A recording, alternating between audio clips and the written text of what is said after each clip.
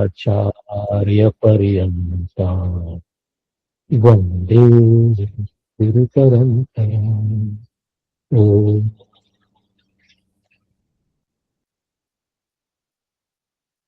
तो हम लोग अयोध्या कांड के दोहा नंबर 197 पर है इस समय। इस समय भरत और निषाद जी के मिलने का प्रसंग चल रहा है। तो पिछले क्लास में हम बता रहे थे कि जो यहाँ पर हमारे तीर्थ स्थल है वो बहुत पवित्र है, क्योंकि जब हम ऐसी जगह पर जाते हैं, लोग तीर्थ स्थलों में जाते हैं, गंगा आदि पवित्र नदियों में स्नान करते हैं, संतों के पास बैठते हैं, शास्त्रों का अध्ययन करते हैं, तो तुलसीदास जी का कहना है कि प्रेम वही प्रेम है नो जो निरंतर बढ़ता रहे। और इसके कारण से ये सब एक प्रतीक है, ये स्मरण दिलाता है हमको भगवान का जब हम यहाँ जाते हैं। तो जब वहां पर भरत जी पहुंचते हैं गंगा नदी के किनारे श्रृंगेरपुर में, भगवान के भक्त महान भक्त निषाद राज को देखते हैं, गंगा मैया को देखते हैं, श्रृंगेरपुर को देखते हैं, तो राम जी का याद आ जाता और उनका हृदय द्रवित हो जाता और भगवान के प्रति प्रेम इतना बढ़ जाता है, शरीर में ना शिथिलता आ जाती है, बड़ी शांति आ जाती है। जैसे बहुत दिनों से ना किसी के मन में तनाव भरा हुआ हो और कोई चीज देख के बड़ा शांति मिल जाए। हाँ? होता है ना, हम लोग भी तीर्थ यात्रा में जाते हैं, वहां कितनी शांति मिल जाती है। अरे बड़ा गड़बड़ गड़बड़ गड़बड़ सब चलता रहा जीवन में, अब देखो आ हा, कितनी शांति है यहाँ, आश्रम में, मंदिरों में, तीर्थ यात्रा में, तीर्थों में। और भगवान के भक्तों को देखकर, संतों को देखकर कितनी शांति मिलती है। तो वो जब निषाद को देखते हैं कि वाह भगवान का भक्त, इतनी शांति मिल जाती है ना कि ना तुलसीदास जी कहते हैं कि भरत जी निषाद के कंधे का सहारा लेते हुए शोभा पा रहे हैं। जनु तनु धरई विनय अनुरागु, माने विनम्रता और प्रेम शरीर धारण किए हुए हो। हम लोगों को भी शांति कहाँ मिलती है, सोचो। किसी के कंधे पर सर रखकर रो लिया, शांति मिल गई। अब किसके कंधे पर व्यक्ति सर रखता है? जिस व्यक्ति के ऊपर उसको पूरा भरोसा होता है। ऐसे व्यक्ति पर हम भरोसा करते हैं और उस व्यक्ति पर जिस पर हम श्रद्धा रखते हैं, भरोसा करते हैं, उसी के कंधे पर सर रखते हैं, वहीं पर विश्राम मिलता है, वहीं पर आनंद मिलता है ना। तो एक भगवान का भक्त, उसको देखकर भरत जी के मन में इतना भरोसा जागृत हो गया। पहली बार मिले थे निषाद से, वो भी एक तुच्छ व्यक्ति, एक ट्राइबल, लेकिन कितनी विनम्रता आ गई, कितना भक्ति आ गया उसको देखकर, क्योंकि वो भगवान का भक्त था। ये बात कैसे आई, इतने भरोसे वाली बात कैसे आई एक नए व्यक्ति को सामने देखकर? राम जी का भक्त है, भगवान राम के उस नाम से आई, उसकी भक्ति से आई, और विनम्रता भी वहीं से आई। एक भक्त विनम्र होता है, बहुत विनम्र होना चाहिए एक भक्त को। विनम्रता का सहारा लेकर ही भक्ति टिकती है। विनम्रता नहीं होगा, भक्ति नहीं होगी, वो अहंकार होने लगेगा और उसके बाद वो विकृत हो जाएगी, भक्ति थोड़ी ना रहेगी। इतना बड़ा राजा भरत, भाई थे हमारे भगवान के, राम जी के, वो जाकर ऐसे सिर रख देते हैं निषाद के कंधों पर। तो भक्ति में क्या होता है? अहम के लिए, अहंकार के लिए कोई स्थान नहीं है। पहले तो भक्त और भगवान अलग अलग दिखते हैं, ये भगवान है, हम भक्त है, दास है। फिर इस अहं का ना पूरा तरह से विसर्जन कर देना चाहिए। भक्ति की पराकाष्ठा है ये। अंततः क्या, अंततः गतः क्या होना चाहिए? जगत और समस्त प्राणी हमारे अहंकार, अहंकारी करना है ना, मैं पर क्यों करते हो इतना ज्यादा, उस शरीर वाले मैं पर। हं? अहंकार करना है तो पूरे संसार पर करो, खाली मैं मेरा नहीं, पूरा संसार ही मेरा है। इस तरह का हो, हमारा अहम इतना बड़ा हो, इतना एक्सपैंडेड अहम हो। देखो, शास्त्र की मुख्य बात तो यह है कि हमको हमारा आंतरिक जगत दिखाई दे, हमारे भीतर क्या चल रहा है, हम क्लियर रहें, और हम उसको शुद्ध करने का प्रयत्न करें। ये साधना है, देखो यही, इसीलिए बहुत सारी साधनाएं बताई गई हैं। उसको व्यवस्थित करें, फिर उसके आधार पर ना अपना जीवन चलने दे। जितना अधिक आंतरिक गुणों का संचय हम करेंगे, उतना ही अधिक बाहर का जगत हमको सुख देगा, टेम्पररी देगा। और उसके बाद अगर मान लो जिस समय नहीं दिया, समृद्धि प्राप्त हो या ना हो बाहर से, आध्यात्मिक वैल्यू जो मन में है ना, उसके आधार पर हम इस पूरी दुनिया में एकत्व देख सकते हैं। हमारे मंदिरों में जाओ, क्या भेदभाव है तुम बताओ वहां, क्या जाति, अरे भक्त सब तो एक हो जाते हैं वहां। ऊंच नीच जाति पाति, गरीब अमीर सब भेदभाव वहां मिट जाता है, सबको लंबे लाइन में लगना है। कभी कभी कोई मंदिर वाले स्पेशल दर्शन करते हैं तो वो चलता नहीं है ज्यादा दिन। हाँ? जो स्पेशल दर्शन करने वाले लोग हैं उनको भी पता होता है भगवान का ऐसा स्पेशल दर्शन करके कुछ नहीं मिलता है। लंबा लाइन लगाओ ना, 8-10 घंटे का, उसके बाद करो उस भगवान का दर्शन, देखो क्या आनंद आता है। हाँ, सेकंड्स का दर्शन होता है, सेकंड्स का, लेकिन कितना आनंद। हाँ हाँ हाँ, दर्शन हो गए, दर्शन हो गए, बार बार हटने का मन नहीं करता, पुलिस वालों को हटाना पड़ता है, जल्दी निकलो पीछे वाले आएंगे। जितना ज्यादा हम भगवान के सामने जाते हैं, उनके गर्भगृह, जो वो बीज है, जो सीड है, हाँ, वो गर्भगृह है, जो आत्मा है, उसके नजदीक जितना जाते जाएंगे ना, ज्ञान के नजदीक जितना जाते जाएंगे ना, शुद्धता प्राप्त करते हुए, वो मंदिर की तरफ हम बढ़ रहे हैं, मंदिर के गर्भगृह की तरफ। लाइन लंबा है, धीरे धीरे आएगा, लेकिन जब गर्भगृह में आएगा तो एकत्व का ज्ञान हो जाता है। श्री रामचरितमानस केवल पाठ करने के लिए नहीं है, बहुत प्रसिद्ध है, सुंदरकांड का पाठ करो, उसका अर्थ समझो, क्या बोला जा रहा है, उसकी शिक्षा को हृदय में धारण करना रामचरितमानस का मुख्य उद्देश्य है। यही विधि भरत सेनु सब संगा। अब देखो इस प्रकार भरत जी का ना, सब अयोध्या वासियों, और ये अयोध्या वासी जो लोग आए थे, निषाद राज ने पहले सोचा था भरत जी सेना लेकर आ रहे हैं। अब क्या हो गया था, माहौल ही बदल गया, जानकारी मिल गई, सब माहौल बदल गया। गंगा जी के किनारे पहुंचे, भरत भरत जी ने जगत पावनी मां गंगा के दर्शन किए।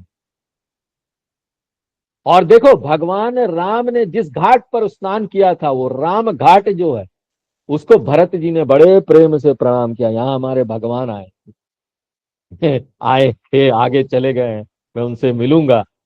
देखो सनातन धर्म की एक विशिष्ट परंपरा है।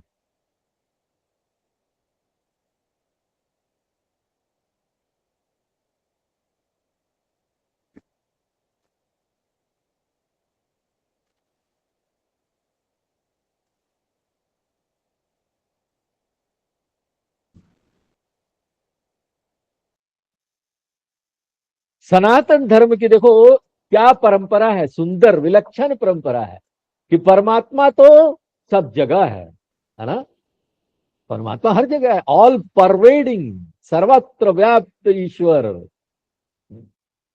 लेकिन जिस स्थान को देखकर परमात्मा का स्मरण आए, वो प्रणाम करने योग्य है। मंदिर में जाकर हमको स्मरण हो आता है भगवान का।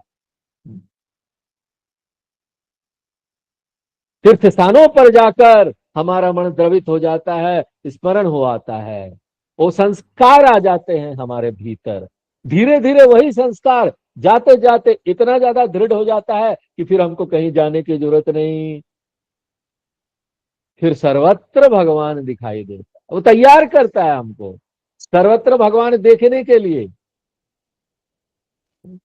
तो जो व्यक्ति अभी सर्वत्र भगवान नहीं देख पा रहा है, नहीं पहुंच पा रहा, उसके लिए कितना महत्वपूर्ण है ये तीर्थ स्थल।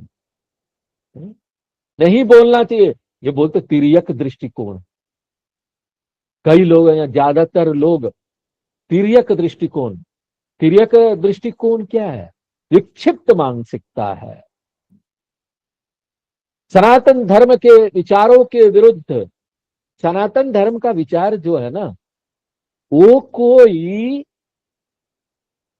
ऐसे विचार नहीं है जो ना एक पंथ को बनाए। ऐसे विचार नहीं है जिसमें ना लोगों में विभाजन हो जाए। हाँ? ये अच्छा ये खराब, इतने लोग इस पंथ के, उतने लोग उस पंथ के। ये तो विश्व विचार की धारा है। विश्व में भाईचारा और शांति का संदेश देता है। अरे किस धर्म में बोला गया है कि वसुधैव कुटुंबकम? बताइए। पूरा विश्व परिवार है हमारे लिए, तो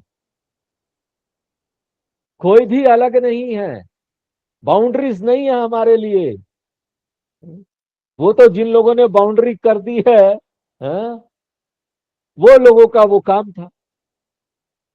देश को बाउंड्रीज में डिवाइड कर दिया गया। हमको ये विचारों को बचाना है, और तीर्थ स्थल स्मरण दिलाते उन्हीं विचारों का, उन्हीं भगवान का जो विश्व में शांति आध्यात्म का प्रचार करते गढ़ है ये हमारा देश। दुनिया भर से लोग आते हैं हरिद्वार, ऋषिकेश, अयोध्या शांति प्राप्त करने के लिए, और उनको मिलता भी है।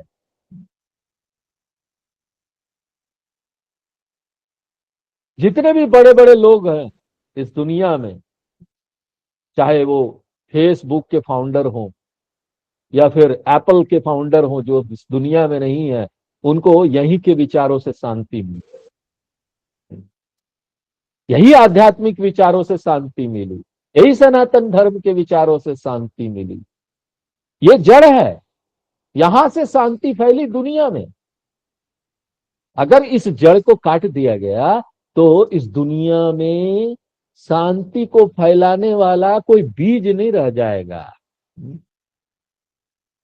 इसलिए दुनिया को सोचना चाहिए कि ये विचार जीवित रहे, सनातन धर्म के विचार। जहां जहां दुनिया में तीर्थ स्थल है, वहां वहां हमको इसको बचाने का कोशिश करना चाहिए, संरक्षण करना चाहिए, सुरक्षित रखना चाहिए। मां गंगा को गंदा नहीं करना चाहिए। पर्यावरण खाली सुरक्षित नहीं होता उससे, उससे हमारे ये जो सनातन धर्म के विचार है, जो विश्व शांति वाले विचार है, वो सुरक्षित रहते हैं। भाईचारा वाला विचार सुरक्षित रहता है। ये नहीं रहेगा तो ये विचार ही नहीं रहेंगे, विचार नहीं रहेगा तो सब खत्म। इसलिए ये तीर्थ स्थलों को जो अपवित्र करने का कार्य चल रहा है, उसके लिए बहुत काम हो रहा है, उसको दूर करने के लिए। तो ऐसी जगह पर जाकर हम प्रणाम करते हैं। राम घाट को प्रणाम करते समय भरत जी इतने आनंद मगन हो गए, मानो भगवान राम ही उनको मिल गए हो। कैसा लगता है ना, ऐसी जगह पर जाकर राम ही मिल गए, हमको भगवान ही मिल गए। सारे अयोध्या वासियों ने भी राम घाट को प्रणाम किया, और गंगा जी के ब्रह्ममय जल को देखकर सब आनंदित हो गए। तिर्यक दृष्टिकोण वाले जो है ना, जो हिंदू फोबिया, वोक मेंटेलिटी अंग्रेजी में बोलते हैं, वो लोग बोलते क्या होगा, माँ गंगा में स्नान करके इतना बड़ा, इतने पैसे खर्च कर दिए, कुंभ लोग जा रहे हैं, गंगा स्नान कर रहे हैं, माघ मेला, क्या होगा ये? उनको नहीं पता कि ये क्या होगा। ये एक छोटे से आयोजन से दुनिया बची हुई है, इसको दुनिया के बचाने से जोड़ो।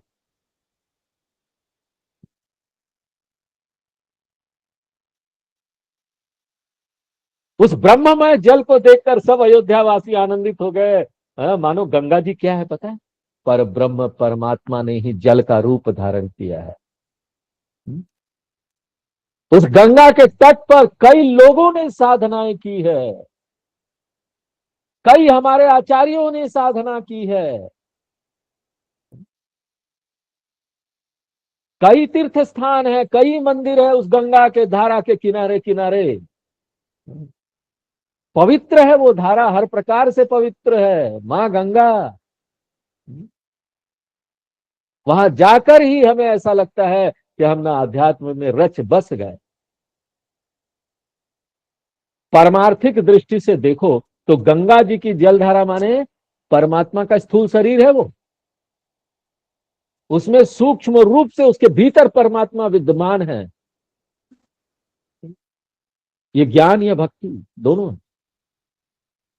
गंगा जी में ना इसी भाव से स्नान करना चाहिए कि स्थूल शरीर का स्पर्श तो स्थूल शरीर से होगा, लेकिन अपने मन बुद्धि को उसमें विद्यमान ज्ञान और भक्ति से स्नान कराओ। कानपुर में गंगा बहुत गंदी थी कुछ साल पहले, 8-10 साल पहले की बात बताते हैं। तो हमारे गुरु जी के साथ वहां स्नान करने गए। गुरु जी सबको ले जाते थे, चलो स्नान करने चलो। यहाँ पर जब कैंप होता था लखनऊ में, चलो स्नान करने। अब सब लोग अपनी अपनी गाड़ी लेके, जिसके पास जो गाड़ी थी सब भक्तों को बैठा के चल दिए।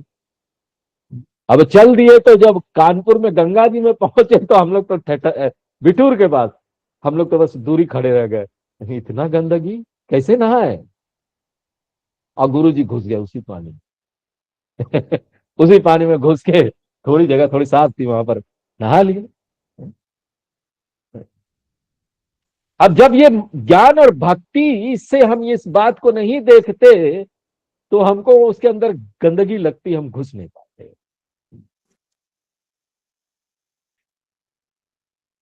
तो हमको मूल चीज उसमें देखना चाहिए। वैसे तो हमको गंदगी भी नहीं करना चाहिए, अगर हम उनको माँ मानते हैं माँ गंगा को, तो गंदगी नहीं करना चाहिए। क्या कारण है वो गंदा हो जा रहा है? हमने तो नहीं किया। जो भक्त है वो तो नहीं करते, उसमें गंदगी तो फेंकते ही नहीं। पूजा की गंदगी कितनी जाती है उसमें? कुछ भी नहीं। जो तीर्थ यात्री जाते कितना गंदा करते, वो भक्त होते हो नहीं करते।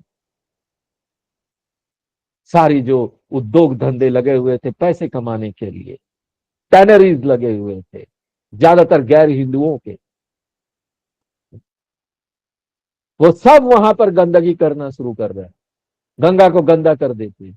सारे जो टैनरीज, जो वो चमड़े का उद्योग, वो सब पानी गंगा। जबकि सरकार ने कितने नियम बनाए हैं, लेकिन घूस देकर वो देकर सब वो यंत्र लगाते ही नहीं। संयंत्र लगाओ गंगा के पानी में, गंगा में पानी डालने से पहले प्रोसेस करो उसको, नहीं प्रॉफिट कम हो जाएगा ये क्या है? बेकोलाई मेंटेलिटी है। उद्योग धंधा लगाया तो आपने, लेकिन हमारे सनातन धर्म को विचारों को छोड़ दिया। एजुकेशन उनको मिली, वो सब एजुकेटेड लोग हैं, खैर हिंदू है सब एजुकेटेड है। हिंदू लोग भी, वो भी छोड़ते हैं गंगा में पानी। वो किस मेंटेलिटी के हैं? मैकोलाई मेंटेलिटी। अंग्रेजों ने जो एजुकेशन सिस्टम बनाई, जो अब हमारे पीढ़ियों के पास आई, वो पीढ़ी इन विचारों को मानते ही नहीं। उनके लिए तो गंगा एक नदी है, जालो पानी एक नाला है बस।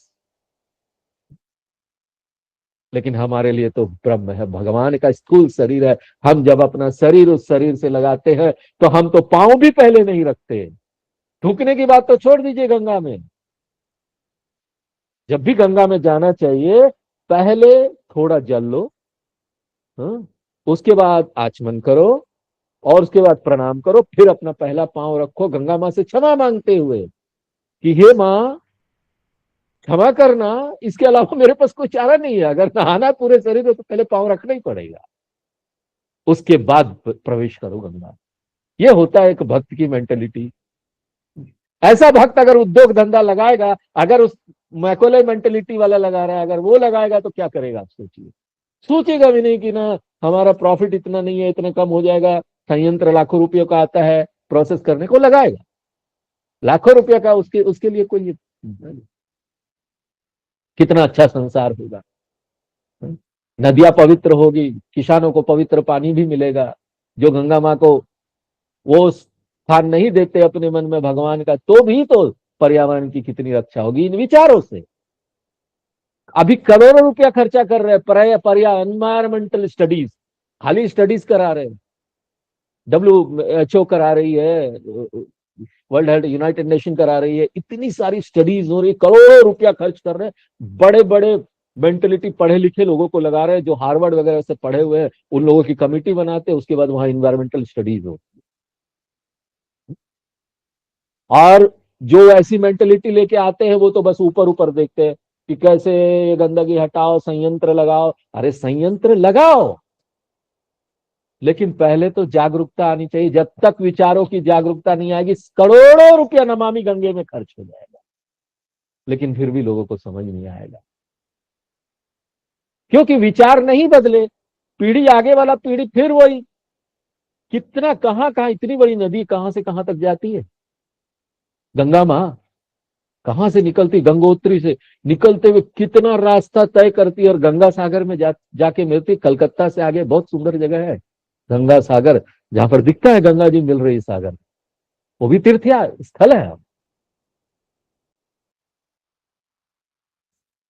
कहां कहां संयंत्र लगाएंगे बताइए, जब तक लोग खुद जागरूक न हो। और यही तो सनातन धर्म के विचार है जो जागरूक करते हैं। नकलोई के विचार जागृत नहीं करेंगे। हम बाहर से ही बदलते रहेंगे, बाहर से संयंत्र लगाते रहेंगे, नमामि गंगे जैसे प्रोग्राम आते रहेंगे, लेकिन जब तक विचार नहीं बदलेंगे तब तक बहुत कठिन है इस कार्य को। तो सब लोग अयोध्यावासी गंगा जी में स्नान कर हाथ जोड़कर वर मांगते हैं, हे गंगा माँ। देखो वर भी क्या मांगना चाहिए, हर एक एक्ट से हमको शिक्षा मिलती है। रामचरितमानस, तुलसीदास जी ने बड़ी बारीकी से हर चीज का ध्यान रखा। हे गंगा माँ, भगवान राम के चरणों में हमारा प्रेम कभी कम ना हो। देखा ना, मंदिर में जाकर क्या मांगो, भगवान के सामने जाकर क्या मांगो कि प्रेम कम ना हो। सब शास्त्र सब लोग, हनुमान जी भी यही करते ना, बल बुद्धि विद्या देहु मोहि हरहु कलेश विकार, तुलसीदास जी लिखते हैं हनुमान चालीसा में। हनुमान जी के पास जाओ, बल बुद्धि विद्या देहु मोहि, विद्या दो भगवान, बल दो बुद्धि दो। बाकी सब चीज तो सेकेंडरी है, प्राइमरी है कि भगवान की भक्ति हो, भगवान के चरणों में हमारा प्रेम कभी कम न हो। भरत के कहेऊ सुर सरी तब रेणु, भरत जी गंगा जी की स्तुति करते हुए कहते हैं, हे गंगा जी, आपके धूलि कण भी भक्तों को सुख देने वाले हैं, और सेवक के लिए तो कामधेनु के समान है। यहां पर यह शंका न करे कि स्थूल जल भरत जी की बात कैसे सुन रही है। इस जल में विद्यमान जो भक्ति की धारा है, जो ब्रह्म द्रव है, इसको ब्रह्म द्रव बोले, प्रकाश स्वरूप है, वो भरत जी की बात सुनते हैं। क्यों? क्योंकि भरत जी का ना गंगा मां में परमात्म बुद्धि है। परमात्म बुद्धि रखते हुए अगर हम वरदान मांगेंगे तो वो हमको जरूर मिलेगा। भगवान राम और सीता जी के चरणों में मेरा सहज प्रेम हो, ये मांगते हैं। तो भरत जी ने इस प्रकार गंगा जी में स्नान किया, वशिष्ठ जी से आज्ञा पाकर। सब माताएं जो आई थी उन्होंने भी स्नान किया, और उसके बाद सब लोग ठहरने की व्यवस्था होने लगी। छोटा सा गांव था, लेकिन थे दिल के बड़े लोग, निषाद लोग। और लोग भी देखो, भक्त लोग कैसे होते हैं मालूम है, किसी के भी घर जाएंगे ना गेस्ट आते हैं तो हमको सोचना पड़ता ना, गेस्ट आ गए, क्यों? हो गया, अपना नियम तो खत्म हो जाता है, गेस्ट की सेवा करते रहो। वैसे अतिथि देवो भव तो भाई, लेकिन देखो भक्त क्या होता है ना, भक्त ना भगवान भव भगवान आ गए। भगवान आने के बाद आपको कुछ करना पड़ता है? नहीं। जब भगवान घर में आते हैं ना, सब कुछ हम करते हैं, ऐसा हम भूल जाते हैं ना? भगवान जब अपने हृदय में आते हैं तो भगवान कर रहे हैं, करते हो तुम कन्हैया, मेरा नाम हो रहा है। फिर मेरा नाम हो रहा है ना, कर्तापन हमने छोड़ दिया ना। भगवान जब आते, उसी तरह भगवान के जब भक्त आते हैं, देखो जो बात हम लोग वेदांत में जब समझ रहे हैं ना, व्यवहार में कैसे लागू कर देंगे उसको, देख लो। जो भक्त लोग घर में आते हैं ना अपने, वो आपको काम ही नहीं करने देंगे। वो जाएंगे, आप बोलेंगे खाना बना दे, अरे हम भी बनाते हैं, हैं? वो भी रोटी बनाएंगे, वो भी आधा सब्जी, आधा काम आप तो कर देंगे, आपको लगेगा ये जाए ना यहाँ से। ऐसा ऐसा अतिथि तो बार बार आए, बार बार तुम आओ, ऐसा गाना आप गाएंगे। बार बार आओ। एक बार हमारे जो गुरु माता, एक बार गांधीनगर में हमारे जो गुरु माता है, हम उनके पास जाते थे। तो वो एक बार आई हमारे यहाँ, हमने घर में बुलाया हुआ, गुरु माता जी आप एक बार आई। तो वो कुछ बोला, हमारा तो छोटा सा घर है तो कोई बात नहीं। हाँ, और वो ले आई इतने लोगों को, 3 4 5 लोग, 2 लोग कहाँ सेवा कर पाए। पता चला ना, जिस दिन आए पता ही नहीं चला, वो घुस के चादर भी निकाल लिए, उनको पता चल गया कहाँ चादर रखा है, कहाँ गद्दे रखे हैं, सब बिछा दिया चादर कुछ भी नहीं करना पड़ा, हम बैठे हुए ऐसे सोफे में, सारा काम हो रहा है, करते हो तुम का नहीं, अब मेरा नाम हो रहा है। किचन में भी खाना बन रहा है, उन्होंने निकाल दिया गुजराती खाना, नया डिश खाने को मिला, गुजराती खाना, वाह क्या बात है। नए नए डिश, 3 4 दिन जब तक रहने नए नए डिश। ऐसे होते हैं भक्त। लगेगा ही नहीं कि घर में कोई आया हो, वो आपको बैठा देंगे, सारा काम कर लेंगे। हैं? तो हमने मिलकर काम किया, और जब मिलकर काम किया ना, लगता नहीं कि कोई आया। हैं? इसी प्रकार जब ये लोग आए, अयोध्यावासी सब भक्त लोग, हैं? और यहाँ पर कुछ लोग थे निषाद, तो अकेले क्या कर पाते, इतनी बड़े कुनबे को सबको संभालना था। और सब मिलके करो तो कोई दिक्कत ही नहीं है। हैं? ये होता है, ये सीख मिलती है हमको व्यवहार में। हैं? तो भक्त जो होता है, भक्त और भक्ति का तात्पर्य क्या है मालूम है?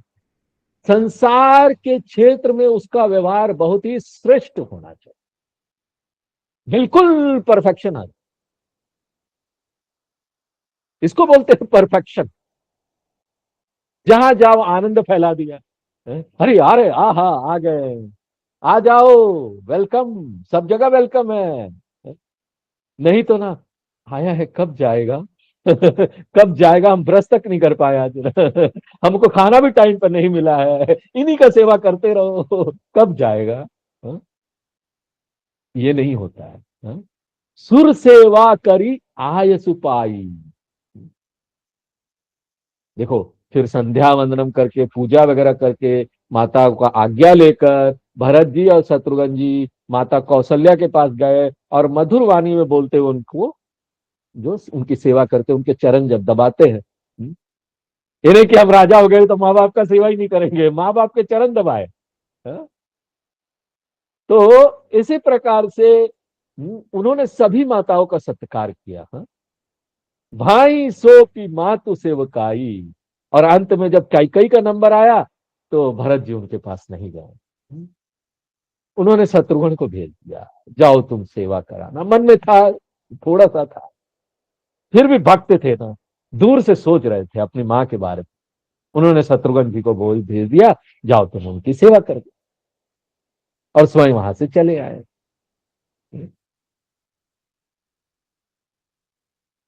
उसके बाद निषाद को अपने पास बुलाया, और सखा निषाद राज के हाथों में हाथ डालते हुए चल दिए भरत जी। अब यहां पर देखते हैं हम कि भरत जी और निषाद राज दोनों भगवान के भक्त हैं, तो भगवान के नाते दोनों क्या हो गए, सखा। उनके बीच जो भी जाति पाति आदि जो समस्त विषमताएं थी, वो समाप्त होकर क्या हो गया, समत्व प्राप्त हो गया। बहुत ही महत्वपूर्ण बात है ये। गीता में भी हम देखते हैं कि आध्यात्मिक विकास जैसे जैसे होता है ना एक व्यक्ति का, 1 अध्याय, 2 अध्याय, 3 अध्याय, ये सीढ़ी है गीता में। गीता में बोलते हैं लोग कि ना जहां देखो वहीं से कुछ ना कुछ मिल जाएगा आपको, किसी भी अध्याय से कुछ ना कुछ मिल जाता है। तो ठीक बात है, मिल जाता है, लेकिन वो तरीका नहीं है गीता का अध्ययन करने का। गीता का अध्ययन करने का तरीका है कि शुरू से पहले अध्याय से लेकर 1 बाय 1 वो सीढ़ी है, 18 अध्याय तक आपको पहुंचाते हैं। सब अध्याय एक दूसरे से जुड़ा हुआ है, थोड़ा इसमें थोड़ा उसमें, फिर आगे बढ़ाते हैं, फिर एक सीढ़ी में आगे बढ़ाते हैं। अब आप छठे सीढ़ी में पहुंच जाएंगे, चौथे पांचवे को जानते नहीं तो कैसे काम चलेगा, कैसे पहुंचेंगे? नहीं पहुंच। व्यवहार के लिए ठीक है, बहुत सारी बातें थोड़ी बहुत शांति दे देती है कभी कभी। कर्मयोग किसी को बता दिया तो थोड़ी शांति मिल गई, तीसरे अध्याय से ढूंढ ढांड के। लेकिन सही लाभ तभी प्राप्त होता है जब हम उसका ना सिस्टमेटिक अध्ययन करते हैं गीता का, लंबे समय तक सिस्टमेटिक अध्ययन करते हैं एक आचार्य के मार्गदर्शन, और सतत करते हैं, बीच में छोड़ते नहीं। सतत जरूरी है, देखो ये सारे शब्द जो मैं बोल रहा हूं जरूरी। सतत अध्ययन करते हैं लंबे समय तक एक सक्षम आचार्य के मार्गदर्शन में, तो ये सब समत्व आ जाएगा। तब ये सब समाप्त हो जाएगा, विषमता, जीवन की विषमता, यही तो समाप्त होना है ना। इतनी विषमताएं हम देखते हैं तभी तो हमारे मन में काम, क्रोध, मद, लोभ, मोह, मात्सर्य सब आता है ना। दूसरा देखेंगे तभी तो जलन आएगा, काम, दिमाग ये सब अशांत रहता है ना, इसके कारण से। समत्व, अद्वैत इसका सॉल्यूशन, एक हो जाना भगवान के साथ, कोई अंतर ही न रहे। तो हमारा जब आध्यात्मिक विकास होता है, एक व्यक्ति का आध्यात्मिक विकास होता है, तो उसके अंदर ना समत्व बुद्धि आ जाती है। वैसे ही ना भक्ति में भी समत्व बुद्धि आती है, भक्ति का अंतिम चरण जो है। तो भरत जी के हृदय में ना भगवान का प्रेम हिलोरे ले रहा, और इसके कारण क्या था, बड़ी शांति आ गई थी, मन शीतल सा हो रहा। पूछत सकहि सो ठाऊ दिखाऊं, भरत जी ने निषाद से पूछा कि जरा वो स्थान तो बताओ जहां पर भगवान राम और सीता जी रात्रि में सोए थे। हम लोग भी जाते हैं ना तीर्थ स्थान में, पूछते हैं अच्छा यहाँ भगवान जी का चरण पड़ा था क्या, अच्छा यही पेड़ है जिसके नीचे भगवान जी सोए थे क्या, और सीता जी और राम जी सोए थे क्या? नेत्र भर भावुक होते हैं, मन की जलन शांत हो जाती। तो ऐसा बोलते हुए भरत जी के नेत्रों में ना अश्रु भर गए, बार बार स्मरण करके दुख होता है, हाँ? कि मेरे कारण भगवान को वन में ये शब्द कष्ट उठाना पड़ा। भरत जी ऐसा सोचते हैं, ये भरत जी के चरित्र की महानता है। हाँ? भगवान के वनवास के बारे में उनका कोई दोष नहीं था, उनके दोष की वजह से भगवान को वनवास नहीं जाना पड़ा। फिर भी भगवान के कष्टों को जब वो देखते हैं ना, अपने को दोषी मानकर दुखी होते हैं। भक्त का हृदय ऐसे ही होता है, क्या करें। तो भरत जी के वचन सुनकर निषाद को भी बड़ा दुख हुआ, और तुरंत भरत जी को स्थान दिखाने ले गया। जहां सिन सूपा पुनित तर रघुवर किए विश्राम, जहां पवित्र शीशम के वृक्ष के नीचे भगवान राम ने विश्राम किया। भरत जी उस स्थान को दंडवत प्रणाम करते, भगवान वहां ठहरे तो वो स्थान मंदिर के समान पवित्र हो गया। ऐसा लगता है कि उस स्थान में भगवान अदृश्य रूप में अब भी विद्यमान है। इसलिए उस स्थान में भागवत भाव रखते हुए, भगवान का स्मरण करते हुए भरत जी ने वहां प्रणाम किया, दंडवत प्रणाम किया, आधा अधूरा प्रणाम नहीं, दूर से ऐसे दंडवत। देखो एक बात यहां देखने में आती है कि ज्ञानी व्यक्ति निरहंकारी हो जाता है। अहंकार का प्रतीति होता है, उसको जानता है ये मिथ्या है, ये जो प्रतीति हो रहा है ना। क्योंकि सी, अगर हम कोई संसार में व्यवहार करना है ना, हमको अपना नाम तो बताना ही होगा। हम नहीं बोल सकते आई एम आत्मा, यू आर ऑल्सो आत्मा, हे आत्मा, हे आत्मा, इधर आओ, नहीं बोल सकते। हमको ये शरीर लेना पड़ता है व्यवहार करने के लिए अहंकार में। लेकिन एक ज्ञान होता है, ज्ञानियों को तो ज्ञान होता है कि अहंकार से प्रतीति है, for the use, you know, नाटक। उसके लिए तो अहंकार मिथ्या हो जाता है। अहंकार मिथ्या है। अहंकार क्या? ये शरीर मन से अपनी पहचान बनाना, ये अहंकार है। ये मैं ये शरीर हूं, ये अहंकार है। अहंकार, उस अहंकार की बात हम नहीं कर रहे, धर्म वाला अहंकार। एक धर्म वाला अहंकार है, एक दर्शन वाला अहंकार है। मैं दर्शन वाला अहंकार की, वेदांत की अहंकार की बात कर रहा हूं। धर्म वाला अहंकार तो ये घमंड, हमको घमंड नहीं होना चाहिए, विनम्रता होनी चाहिए, ये धर्म वाला। और दर्शन में जब हम वेदांत में आते हैं तो अहंकार क्या है? शरीर मन बुद्धि से अपनी पहचान बना। अंतर ये है, धर्म और दर्शन के अहंकार। अहंकार वेदांति के लिए मिथ्या हो जाता है। उसे तो वही आत्म तत्व सर्वत्र दिखाई देता है। और ये भक्ति करते ही होता है। और एक भक्त जब फाइनल पॉइंट पर पहुंचता है, आगे हम लोग देख रहे हैं ना, नवविधा भक्ति, अंतिम वाला जब आएगा ना, अभी तो हम लोगों ने 5 देखा है भागवत में। अंतिम वाला जब आएगा, जो पूर्ण समर्पण करते हैं, तो कैसे होता है वो भक्ति? तभी तो भक्ति है। क्या आप वेदांत पढ़ रहे तो भक्ति नहीं है? बिना भक्ति के क्या वेदांत है? वो भी तो भक्ति है। और भक्ति की तो पराकाष्ठा ही यही है ना, कि हम जान जाए कि हर जगह वो आत्म तत्व है, मैं भी वही हूँ। ये जो मैं और मन और शरीर बता रहे तो था ही नहीं, प्रतीति है, मिथ्या है। ये जब प्रतीति और मिथ्या हो जाता है, जब तुम हो ही नहीं तो क्या चीज का घमंड? जब तुम हो ही नहीं तो क्या चीज का घमंड? किस चीज से घमंड? कोई अहंकार नहीं, कोई घमंड नहीं।